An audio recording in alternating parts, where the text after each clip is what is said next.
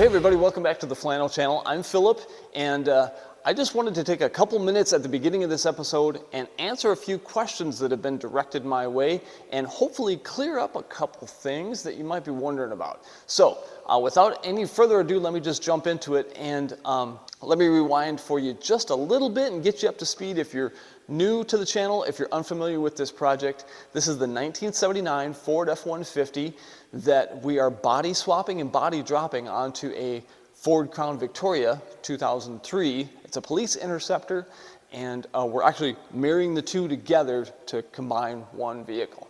So the big question is why? Why would you do that? Basic short answer is I've always wanted both vehicles. I've always wanted a Crown Victoria police interceptor, and I've always loved 70s Fords, the dent side especially.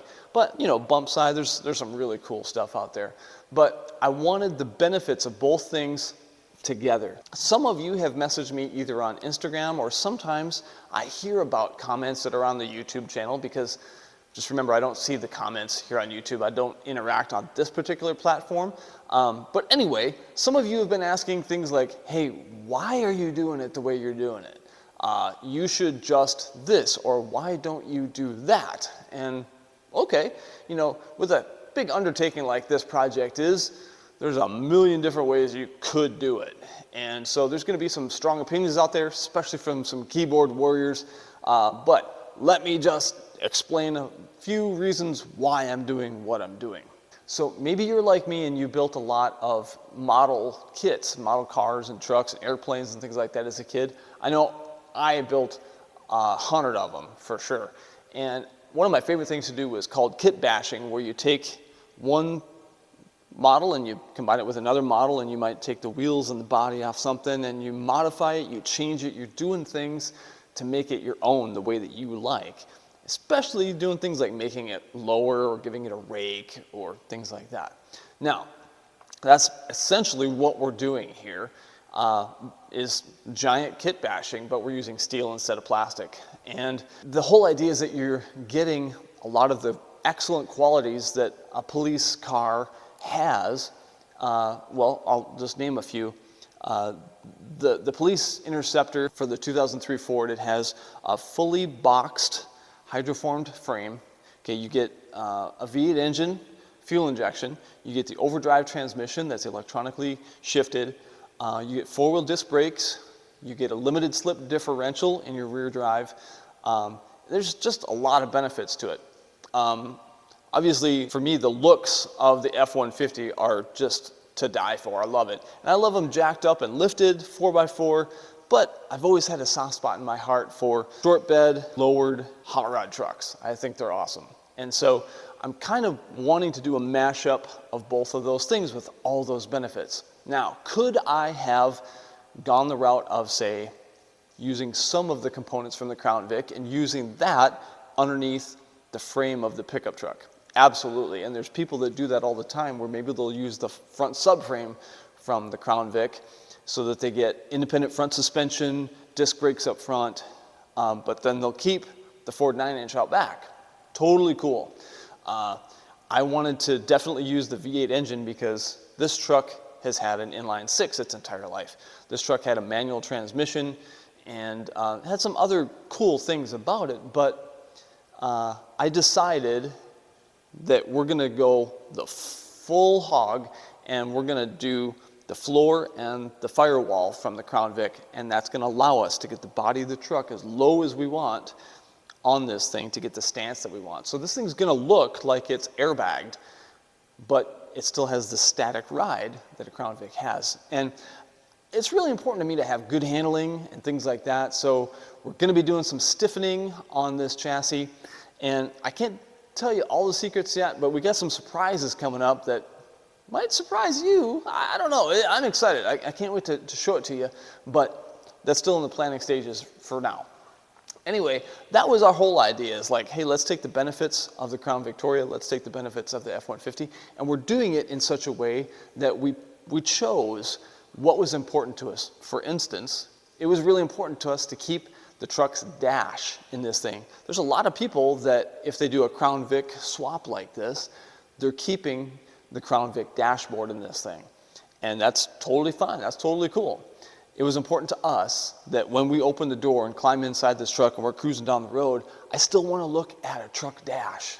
And so we went the extra effort in gutting the dashboard out of this thing, but still keeping the HVAC system so we can still have heat and air conditioning.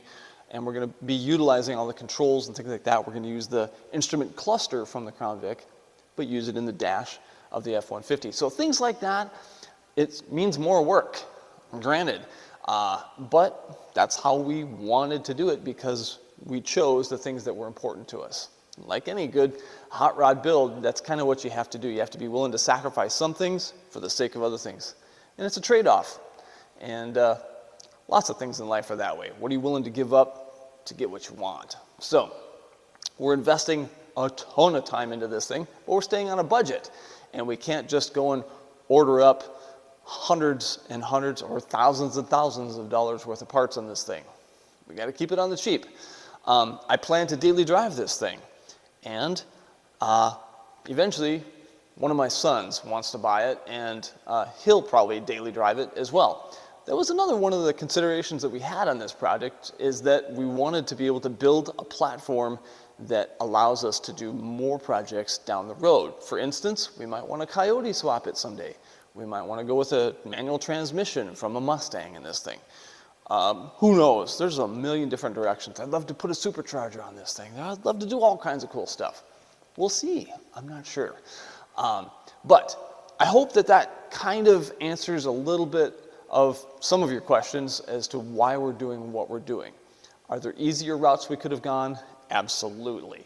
But I wouldn't be getting all the benefits that I'm shooting for on this particular project. So now let me talk a little bit about the future, because we're nearing about the halfway point on this project. So the cab is sitting where I want it to be right now. I think I'm going to try for maybe another half an inch lower on the passenger side, because my HVAC system, my blower motor and things like that is actually contacting the truck's cowl, and I need to be able to get the fresh air from the cowl down into the HVAC. So I'm going to start doing some surgery on that here this evening. But the goals that I have for this thing are, number one, Christmas burnouts. I'm not making any promises, but I'm going to do my absolute best to get this thing put together enough to drive it 1.5 miles to a big parking lot and be able to do some Christmas burnouts for you guys. Now, if this thing has to be held together with ratchet straps, zip ties, bungees, just to make that happen, so be it. And who knows, if we get too much snow and ice up here in Minnesota, it might just be a bunch of snowy donuts. I don't know. But we'll do our best, and that's goal number one, is Christmas burnouts. And I only have about a week and a half, so yeah, lots to do. Goal number two is I want to get this thing roadworthy and take it on its first trip this spring. And specifically, for the Mid-America Trucking Show in Louisville, Kentucky, 2023. It's happening March 30th through April 1st. And I already talked to my wife about it, and I said, hey, I'm going. I'm actually an ambassador for the Mid-America Trucking Show. What if we had Curtis Lowe done by then, and we road tripped Curtis down to Matt's? And she said, I'm in. Sounds good. Let's do it. So she's brave, and I have my work cut out for me. There's plenty to do on this thing. So that's goal number two. And if I don't get there, I don't get there. I will certainly do my best to make it happen if I can. And you have to set goals, because if you don't have goals, then your project spirals out of control and it can last years. And I don't want that to happen. I want to stay on point as far as my goals and as far as my budget. So that's where things stand right now. I wanted to also address one other question that a couple of people have asked me about, is the name of our project, Curtis Lowe. Where does that come from? Well, here it is. It's actually a song by Leonard Skinner that's one of my favorites by the band. And the song itself is called The Ballad of Curtis Lowe. Now, Curtis Lowe is actually a fictional character, and the story of the song was written about an old blues man who passes away. And it's one of my favorite tunes by Skinner. And so when we were talking about this thing, I thought, hey, what if we named the truck after Curtis Lowe? but instead of spelling it L-O-W-E, we'll spell it L-O-W. And the name kind of stuck. We just took to calling this Curtis all the time when we're sitting around the dinner table and talking about the project. So anyway, we have some cool things planned for it once the sheet metal work is done, and we're trying to wrap up the interior and things like that. We got some surprises to tell you about, but I'm gonna wait because it's a surprise. And so if you're new to the channel, if you're new to the project, I'm glad you're here. Thanks for following along. I feel like I've been doing way too much talking, and we need to get to some action here. But thanks for listening, and hopefully that clears up at least a few things for you guys. And it's a school night, and I don't have much time, so I better get to it. And Saturdays are the days that I spend a considerable amount of time out here in the shop. So yeah, always look forward to the weekends. Let's get to it. All right, so let me bring you right up in here inside the cowl of the truck itself. I rolled the car ahead after jacking the cab back up, and I'm gonna be cutting a little bit more of this seam right out of the cowl. I followed a Sharpie mark that I made that follows the exact curvature of the cowl up on top of the HVAC. And so my goal here this evening is to clean this up a little bit more because I want to get that extra ½ an inch out of it. And if I have to actually make an incision up inside my cowl, I'm going to try and do that as carefully as I can tonight because, well, we won't be using the fresh air vents that are on the sides of the truck anymore. That's actually going to be covered by the A-pillar of the Crown Vic. And I also know that my fresh air that comes in at the base of the windshield, let me spin around here for you so you can see what I'm talking about. This area that fresh air comes in is hollow. It goes down and into each side of the cab, and that's where my HVAC actually needs to draw air through and go down into the heater core and box right down there. So I actually do need to make a cut up in this area anyway so that we can suck air out of that hollow cowl. And I'm going to seal this up, and I'm going to trim this back a little bit more. So that's what I'm after tonight.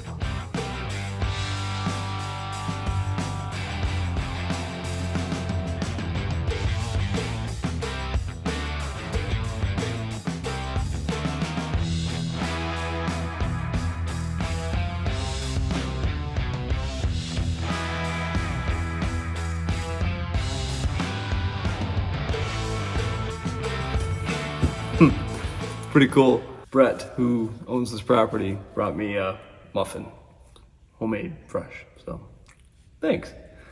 It's pretty awesome having a good relationship like that with your friends that are taking care of you and think about you and come out to check on you, see how the progress is going and stuff like that. And fellow hot rodders, fellow racers, fellow mechanics, and generous friend. So, cheers. Well, it's probably safe to say that I have reached the limits of how much I can trim on the Crown Vic for height, because I'm unwilling to cut into the truck any higher than this seam here, and I can't go any lower there. So I'm gonna say that corner is as low as it can get, and so what I started to do is just take measurements and figure out where I'm square, where I'm level. And you're looking at within about 1/8 of an inch of where everything should sit as far as ride height. So I've been just going around taking measurements and going off of like the back of the cab to this body mount here, and doing the same thing on both sides, and going off of the floor, which I know is probably not perfectly level, but right there we have about 10 inches to the rocker in the rear. And when I come up front, we have about 9.5 there. It is the same on both sides as far as ride height. So that gives our cab 1/2 inch of rake. And I like it. I'm happy because I should be able to hopefully close up these gaps with the welds, and that actually puts our firewall really close on both sides. And like I've been saying, I'm gonna get a piece of our stock firewall to graft in there. There's gonna be some overlap. There's actually some spots over there where the firewalls kind of crisscross, and one goes in, one goes out. And so yeah, I'm pleased with that.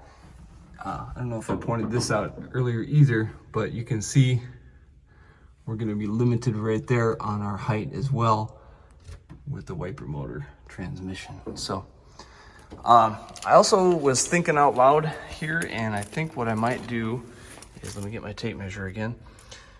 You remember that aluminum piece that I took out from the Crown Vic rockers? It's exactly 2 inches there and exactly 4 inches there. And I thought, man, that would be perfect to get a piece of 2x4 steel that's 4 feet long that I could set in there, and that will strengthen up my rockers. It'll give me something I can weld to directly for the truck to the Crown Vic.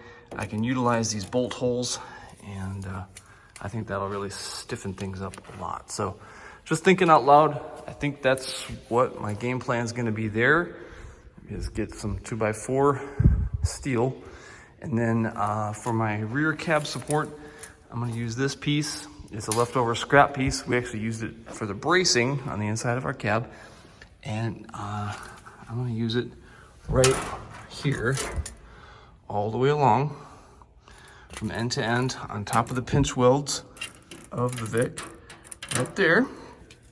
And then I will be able to put a new piece of sheet metal here and use our sheet metal brake, bend it around, and get rid of all that nasty rust on the backside, cut off what's remaining of our Vic floor, and the two shall become one. And we'll start filling in gaps wherever there's like little puzzle pieces to graft out of sheet metal and then weld into place and close up all those holes. So, yep, progress. Hey, fun fact, this 2 pieces of scrap that I was mentioning, that actually came off of one of our other pickups in our fleet that my son had. It had a ladder rack in it, and so it's getting recycled for the 3rd time now. Pretty awesome. All right, it's getting late. I need to head for home, but more good progress tonight. We're as low as we can go. So what I've set up here is just real basic geometry, trying to help me find my center of my wheels and make sure that I get the cab exactly where I want it and square, so that my wheel openings for my fenders and everything look proper before we actually do any welding on this thing and set it down for its final time. And I have a few other things I'm going to be working on, bracing up the cab support underneath there, and I'm also going to be removing the sound deadening on the floor there, because I'll need to cut in that area and then start welding, and I'll show you a trick that I have for that. So once I get that set up exactly where I want it to be, I'm going to go off of my mounting bolt for the front fender support and make sure I'm close on this side. Yeah, that is really close, within 1/8 of an inch. So I either need to bring this one ahead or set this one back just a hair, but it's not much. Yeah, we're within 1/8. Then I'm going to make some measurements off the back of the cab as well. And also just making sure that I'm measuring in the same spot on both sides of the cab, front to back and side to side. And that shows me where I'm going to be making my cuts in the floor back here.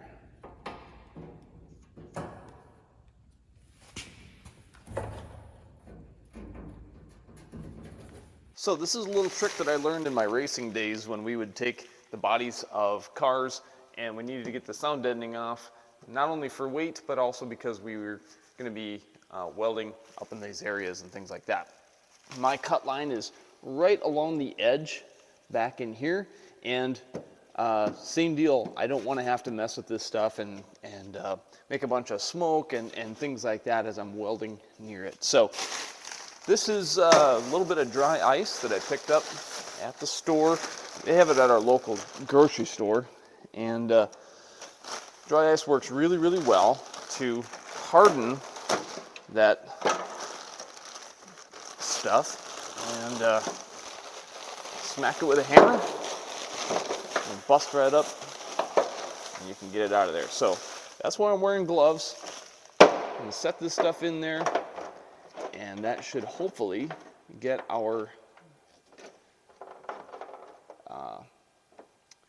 sound deadening so brittle that you can smack it with a hammer and it'll just crumble. You sweep it up and it's good to go. So I've had really, really good success with this in the past, dealing with Hondas and things like that. So this will be my first time trying it in a Ford, but the idea is the same. And so I'm gonna let that sit and kind of do its thing. I only bought 2 pounds. Hopefully it's enough to do these 2 small panels here. Should be, hopefully, but we'll find out. While that's sitting and kind of doing its thing, I'm gonna work on something else and come back to it, and I'll show you if this works. Should work. While the dry ice is kind of doing its thing and hardening that sound deadening, I want to work on sealing up my 2 areas of the cab where the fresh air used to come in and block those off. So I have my original plastic vent pieces that would have gone there before. I'm going to just use them as a template and cut some steel out of my original firewall from the truck. And I'll just Sharpie around, get pretty close. It's not going to be perfect, but I'll just use some silicone or some construction adhesive to seal that up against the cab, tack weld it into place, and then we can keep going. All right, my dry ice has been sitting in here for maybe 15, 20 minutes, something like that. I busted it up into some smaller pieces, and it's definitely starting to evaporate. So I'm gonna scrape up my pieces and move them over to the other side, and then smack this with a hammer, and hopefully this all busts up really, really easy. But it's been popping and crackling, making noises and smoking. You know, you guys are probably really familiar with dry ice anyway, but let's give this a shot.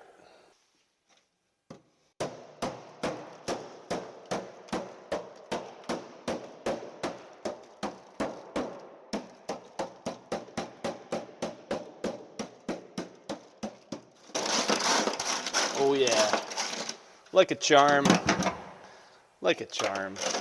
I love it. All right, we'll let that side settle for a few minutes and come back and do it on that side. What's awesome about this is that you're not messing with a whole bunch of like water and stuff like that. I could just go grab some snow outside. We got plenty of it, and ice, but dry ice is nice. That rhymes.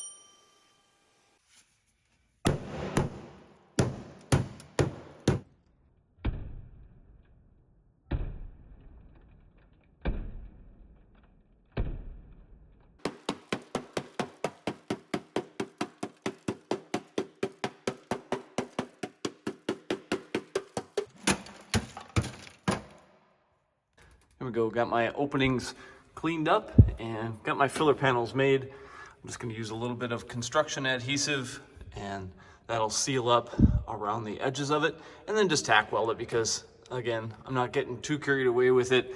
It's not structural, it's basically just to keep those plates in place and keep water and wind out.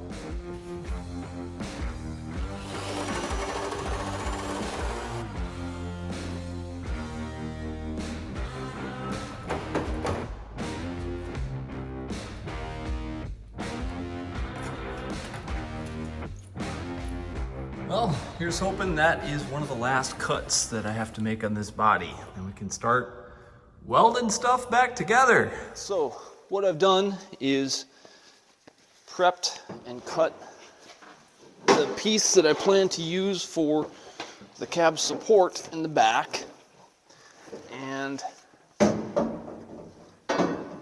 done some sanding to try and kind of prep it for the welds that I'll end up doing up in here.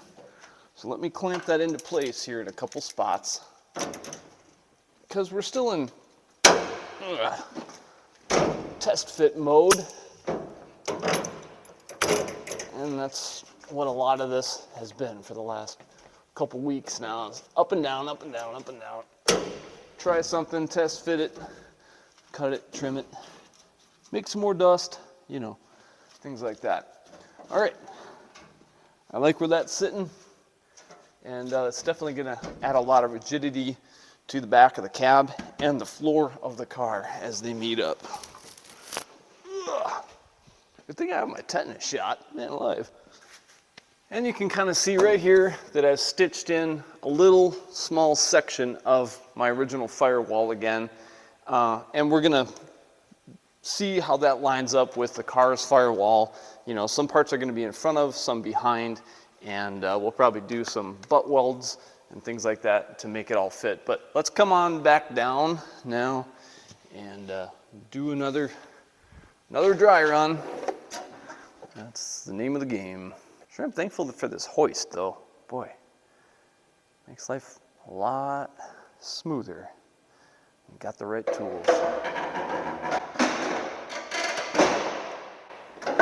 Snug fit. Yeah, and right there, we're already starting to make some contact where we had no contact before because, again, still doing some trimming on my firewall where I want it and where I don't want it. So, make some ground, lose a little ground, bring it back again. We'll get there.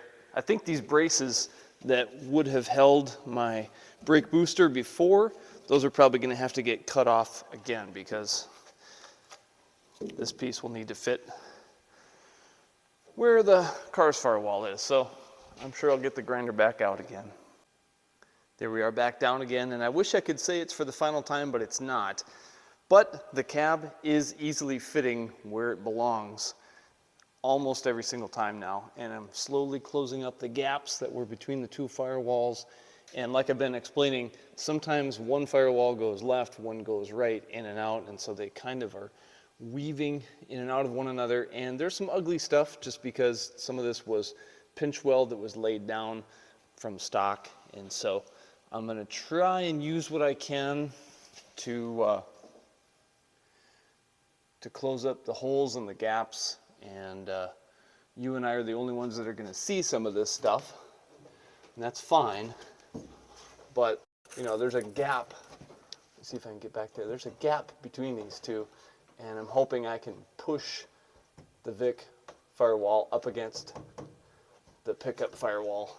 And I might leave that hole there and find a grommet that'll fit that, because it'll be sort of nice to be able to have something that I can pass through between the two, you know, under hood and in the cab here. But back here, it's looking really nice, and everything's sitting right where I want it to be as far as height. And yeah, I like it. That is just right. We have our measurement to the floor is the same all the way around, so the cab is sitting level and flat and square, and I'm happy with that. So I'm going to quit there for the night, come back and finish filling in gaps. My plan to get a piece of 2x4 in there, drill some holes through it, and use the bolts that would have originally held the aluminum rails in place and replace them with steel. That should work. I have a plan to maybe, hopefully, fingers crossed, use some pallet racking, because I think pallet racking rails, the side rails, are 2x4, and that would be awesome if I can use some pieces that are recyclable and strong and inexpensive. So I'm all about it. So yeah, just like Nathan's Garage says, happy days. I'll still work on punching a hole in that, but for now we're sealed up. I like it. All right. Frozen door. Woo.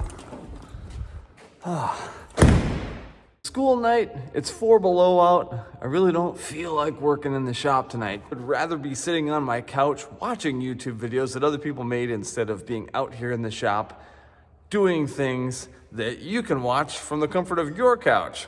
But you know what? I promised you guys Christmas burnouts. So brought some steel with me, got Curtis sitting high and dry, and it's time to get something done. So my goal tonight is to focus on things that can get the burnouts to happen, because that's just fun. And This thing is gonna be anywhere close to finished, but drivable, hopefully, and making cool donuts in the snow, because we got a blizzard coming this weekend, so this could get hilarious. I don't know. I got a lot to do tonight. Let's get to it. All right, so one of the things that I was planning on doing here tonight was taking my scan tool, hooking it up to the Crown Vic, and seeing if I can figure out where that misfire was. Last time I was moving this thing in the shop, I could feel a dead cylinder popping once in a while, and ignition coils are super common on the 4.6. So I'm gonna plug this thing in, and we'll look together as we fire this thing up, and probably pop a coil in.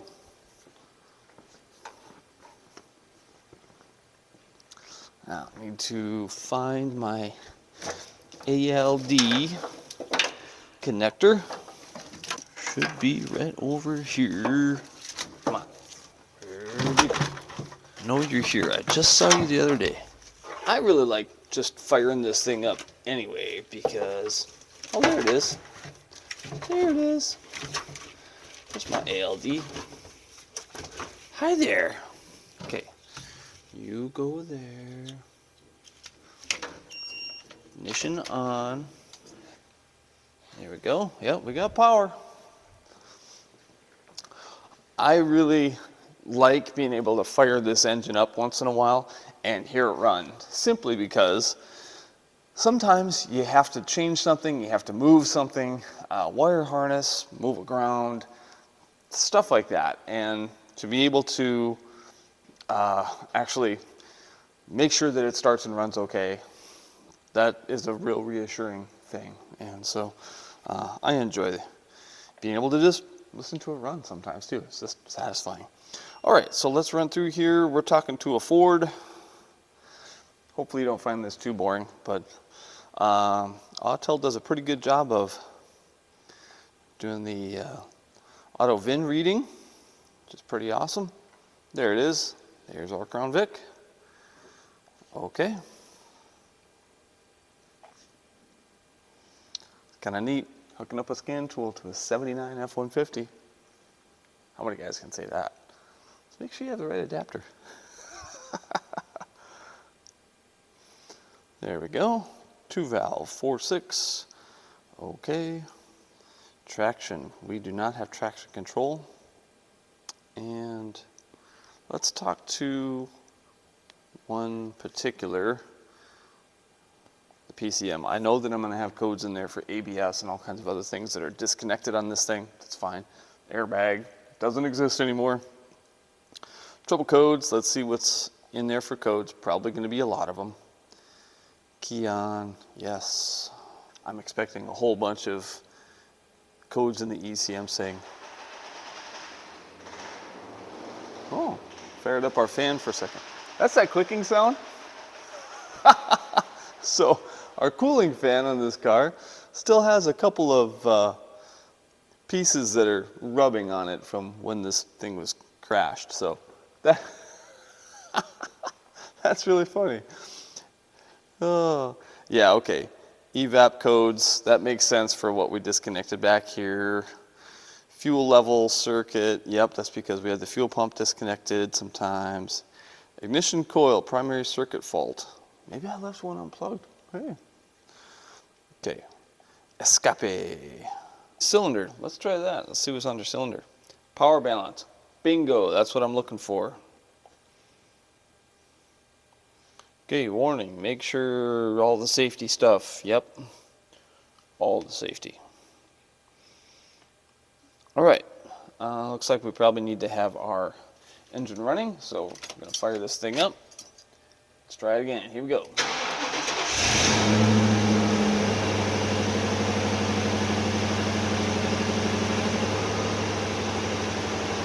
Power balance, let's try it again, okay. There's our graph. Look right there. Which one of these is not like the others? Looks like cylinder number 3. Yep. Cylinder 3 is the one that's going to get the coil. And I'm also going to make sure that I plug the coil in because, yeah, it's set a code for the primary circuit. So maybe I'm just a dummy and I left it unplugged. Let's go find out together, shall we? So the way that Ford has their cylinders designated on the 4.6 liter and a lot of their other engines as well is this is cylinder number 1 because it's furthest forward. As you look at the front of the engine, number 2 on the driver's side is back just a little bit. So number 1, number 2, number 3. This is our culprit. This is the coil that I'm going to replace for right now, and we'll see if that should take care of our issue. And yes, it is plugged in. All right, that takes care of it. This coil's probably garbage, but we're going to double check our work. So come with me and let's fire this baby up. See how we did.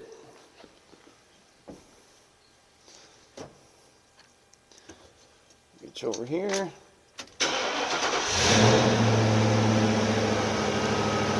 Put a cylinder power balance. Hit OK. There we go. That's what we want our power balance to look like, just like that. That's awesome. All right. That's good news. This coil is garbage. Moving on.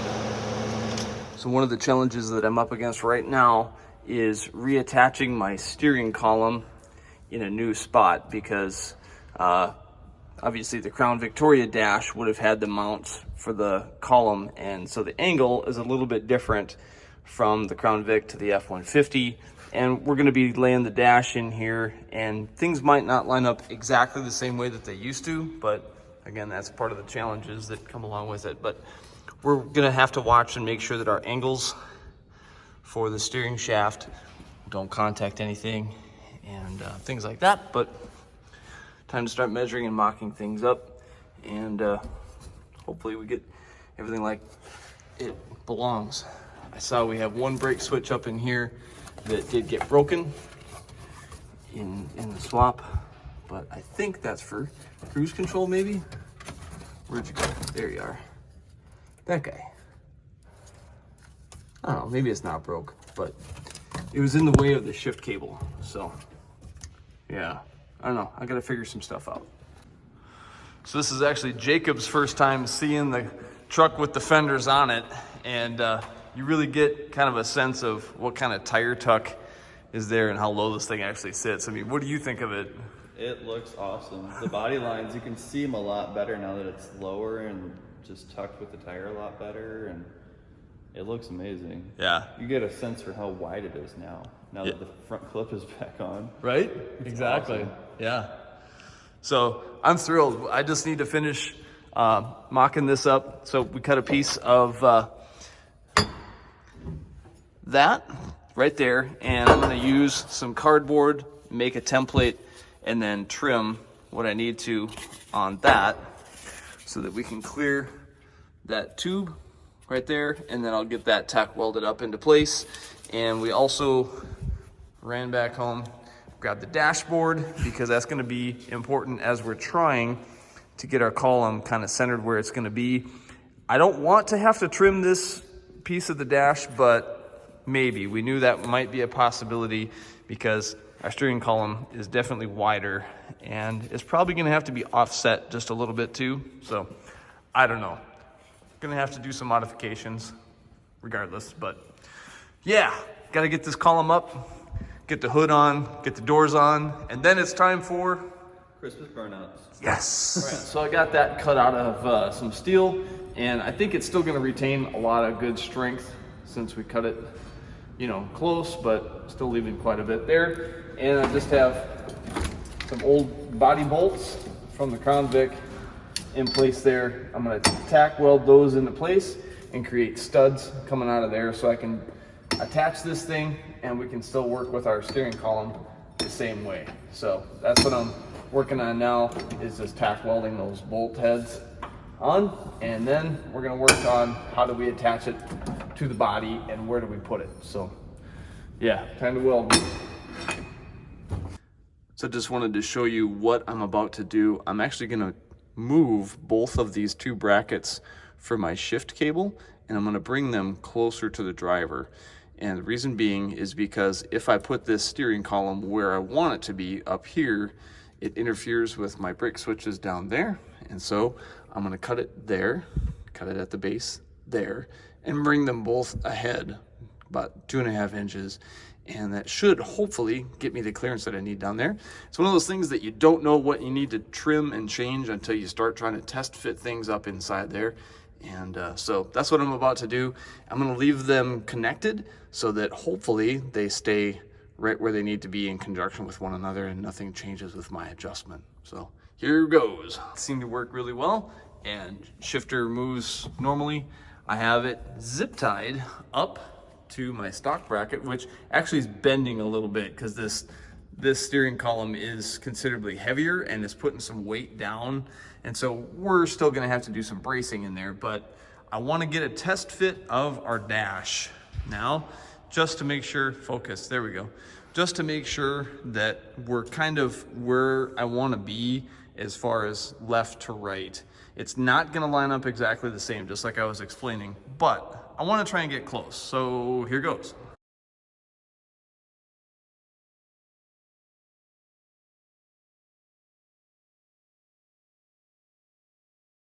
So, is a hood necessary for Christmas blizzard burnouts?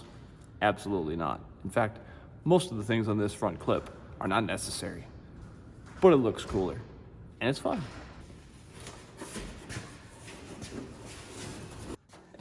Look what just fell out of our hood. Funny. Yeah, they're dead. Well, you want to do the honors of carefully, gently closing it?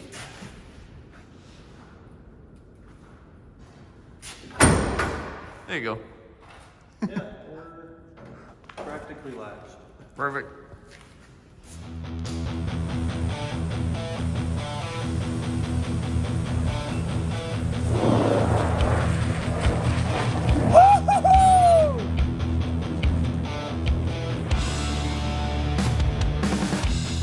Yeah, there's zero traction, just like I thought.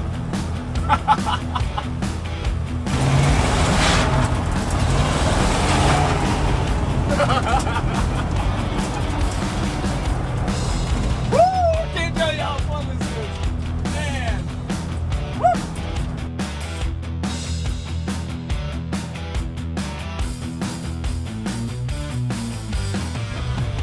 Been having some really awful weather the last couple days, and finally clear enough now we can see where we're going.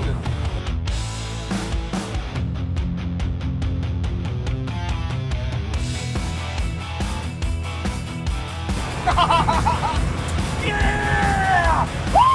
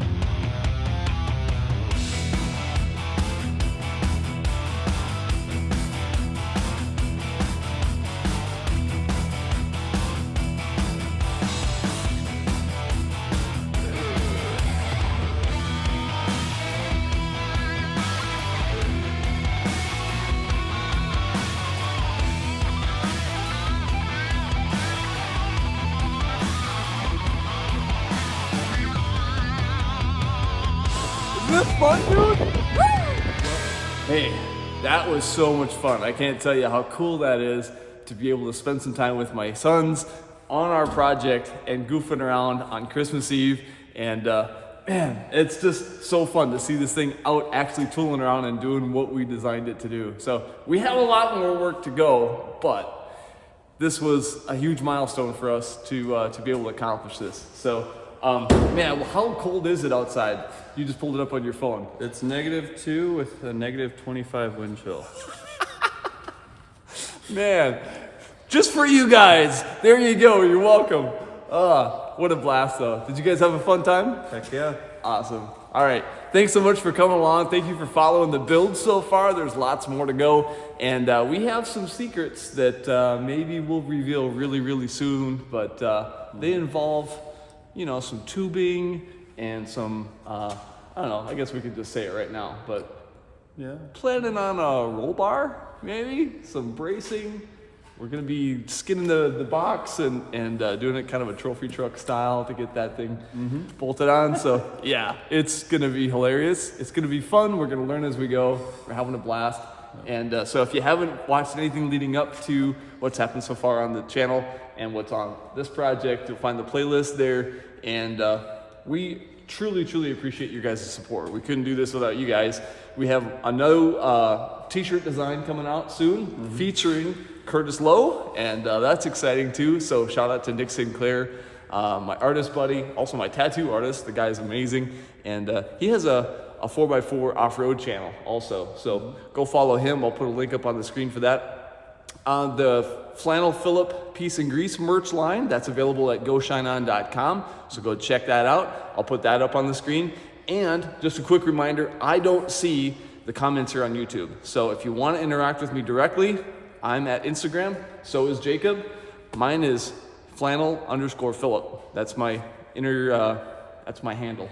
And what's your handle on Instagram? Eldest_arrow. There you go. So thanks so much, everybody. Merry Christmas. Peace and grease.